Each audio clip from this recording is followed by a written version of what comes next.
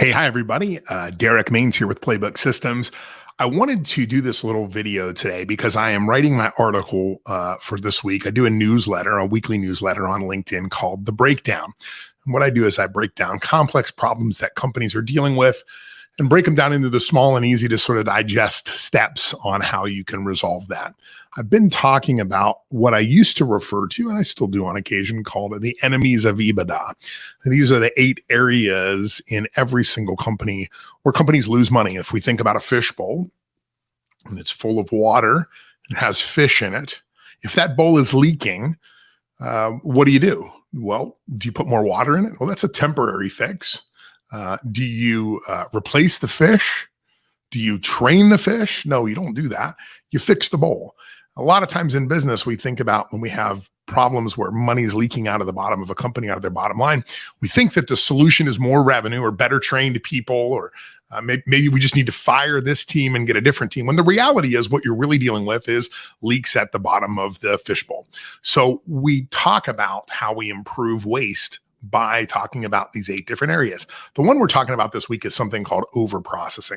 Overprocessing is, if you think about a snowball rolling downhill, as processes move along, they tend to pick up extra steps.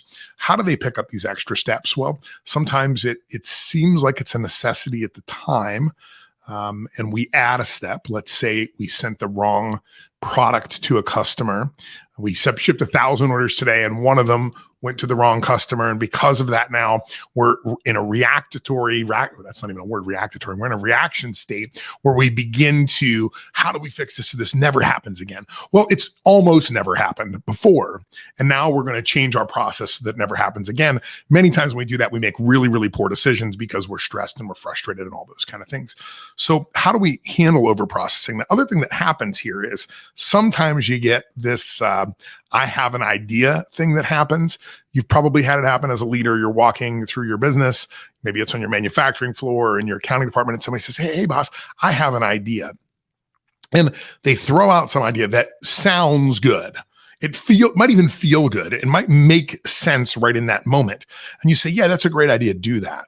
Well, then that gets exacerbated because it's that snowball rolling downhill and it keeps adding more and more and more steps to this process. So it's important that we go back in and we look at process on a regular basis.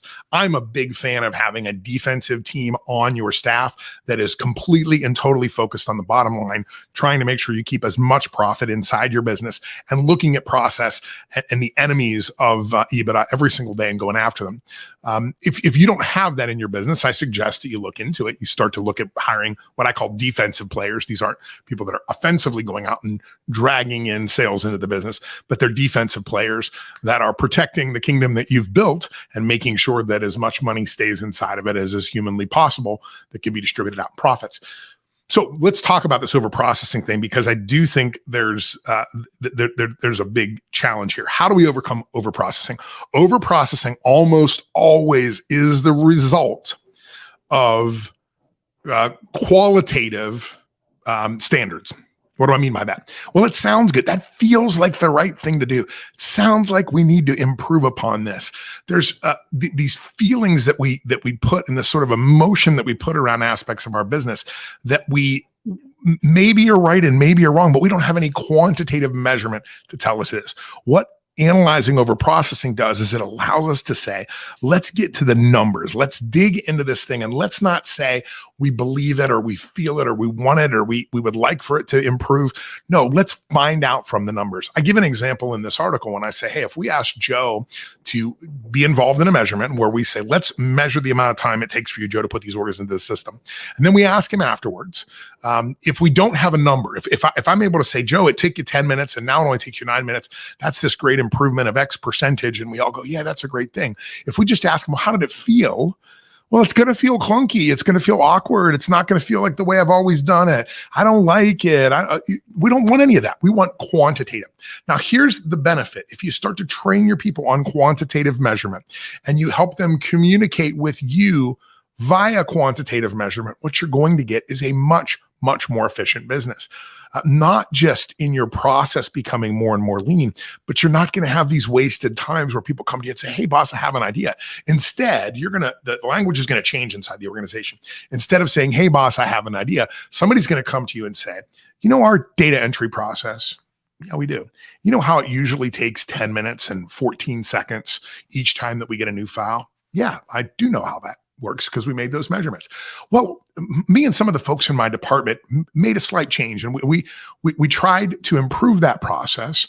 We measured that process, and we found that by taking these additional measures, maybe it's a piece of software, maybe it's a refinement in the way that we communicate with our customers, we've been able to reduce that process by 10% more. Well, which do you want to hear? Do you want to hear, hey, boss, I have an idea? Or do you want to hear, I just figured out a way to save you X number of dollars per year? Of course, we want that secondary one. But why do we allow this qualitative conversation to occur over and over and over in business when all we really care about in the end is the quantitative of the bottom line, the P&L at the end of each and every month? So I want you to think about this. This article talks a lot about this idea of overprocessing, but I do feel like sometimes it's hard to put into words the knowledge that I have in my head from all this time of going out and doing, process work. So take a look at your processes. Teach your people quantitative measurement. Do time studies on all of the activities that you do right now on a daily basis. And when you do that, then get that into the vernacular of your company. When people come and present you ideas, say, hey, whoa, I don't need an idea. Tell me how much it's going to improve the process. I don't want to know about feelings. I want to know about numbers. In the end, that's really what matters. The bottom line is what matters in our business. And especially right now, today, we've got to swing this focus back over to the quantitative. Until next time, I'm Derek Maines with The Breakdown.